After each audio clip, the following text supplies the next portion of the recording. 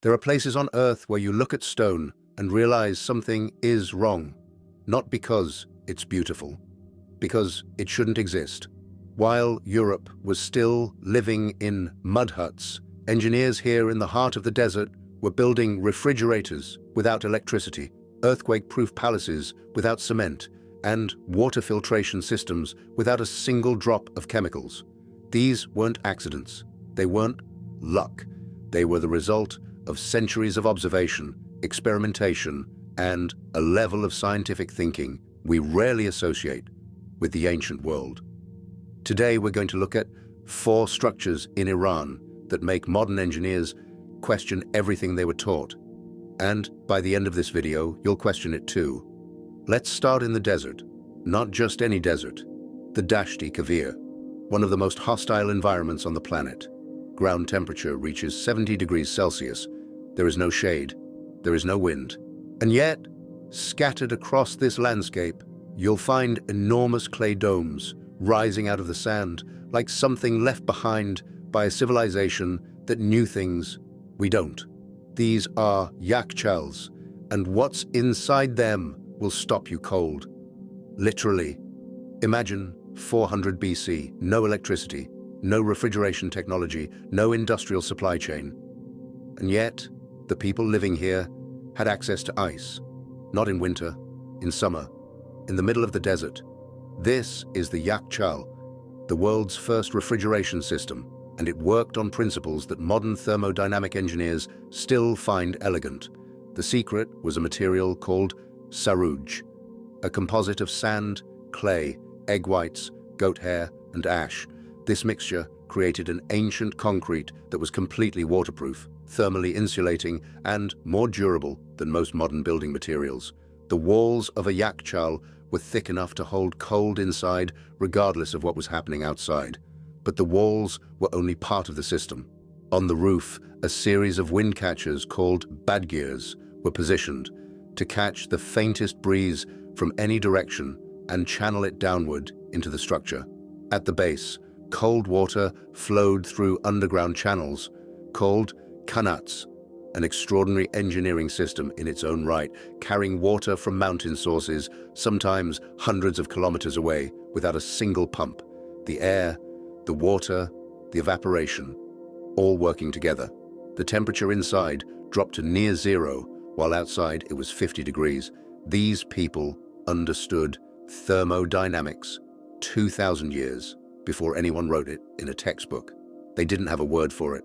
They just built it, and it worked. Now, we move to something even more ambitious.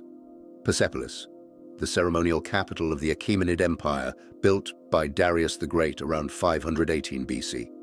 From a distance, it looks like any other ancient ruin. Columns, stone, history. But walk closer, and you start to notice something that doesn't add up. The joints between the stone blocks are almost invisible. Not because they're filled with mortar. There is no mortar. The stones are simply cut with such precision that they sit against each other with tolerances under 1 millimeter in a seismic zone. That has experienced hundreds of earthquakes over 25 centuries, and the complex is still standing. How? Persian architects connected their multi-ton stone blocks with iron clamps shaped like dovetails, then filled those clamps with molten lead. The lead acted as a shock absorber. When the earth moved, the structure didn't crack. It flexed, it breathed, it absorbed the energy and held. The platform alone covers 135,000 square meters, carved directly into bedrock. Every column is 20 meters tall and weighs 50 tons. They had no steel cranes, no diamond-tipped saws, no laser levels. Only copper chisels, human hands, and a mathematical precision that most construction firms today would struggle to match with modern equipment. Persepolis is still standing. Most modern buildings won't last 100 years. Think about that. Moving forward 8 centuries before the Common Era to the Kingdom of Elam. In 1250 BC, the Elamites constructed Chogar Zanbil, a massive 5-tiered ziggurat that rises from the desert like a stepped mountain. But the architecture, as impressive as it is, isn't the most extraordinary thing here. Look at the walls. Every 10th brick carries a unique handwritten inscription: name of the builder, date of production, location in the structure. This is the world's first recorded quality control system in the history of construction. Each brick was tracked, verified, and accountable. You think barcodes and supply chain management are modern inventions. They were doing this 3,000 years ago in the Iranian plateau. But it gets deeper, literally. Beneath Shogar Zanbil, archaeologists discovered something that rewrote what we thought we knew about ancient public health: a cascading water filtration system built from layers of sand, gravel, and charcoal. It pulled water from the Kirki River 45 kilometers away, and by the time that water reached the city, it was clean.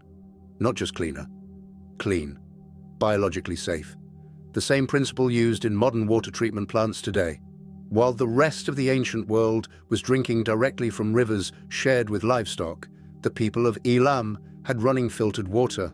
They understood microbiology before the concept of bacteria even existed as an idea. Our final stop is the most unusual.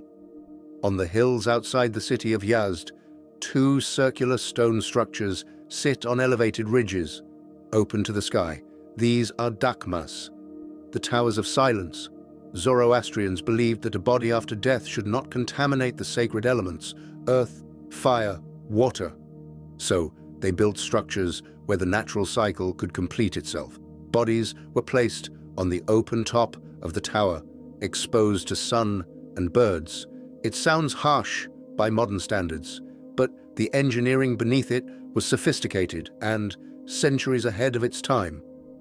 At the center of each tower sits a deep well, lined with alternating layers of charcoal and phosphorus. Every time it rained, water passing through the tower passed through this natural filter before reaching the groundwater below. No contamination, no disease spread, no impact on the surrounding environment. A closed-loop biological system with zero waste and zero ecological damage. Architects and environmental engineers working on green burial technology today are studying this exact principle. They're calling it innovation. The Zoroastrians called it respect. Iran is not sand and ruins. It's a library, one written in stone and clay and lead and charcoal, in a language that took us centuries to start reading properly. These four structures aren't curiosities. They're evidence. Evidence that our ancestors were not primitive, not superstitious, not fumbling in the dark.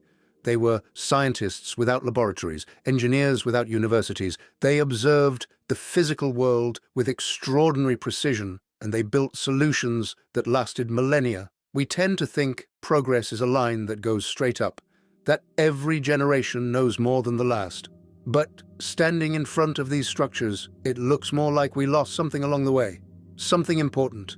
Which of these four technologies hit you hardest? Drop it in the comments below. I read every single one. And if this kind of history is what you're here for, subscribe, because we're just getting started.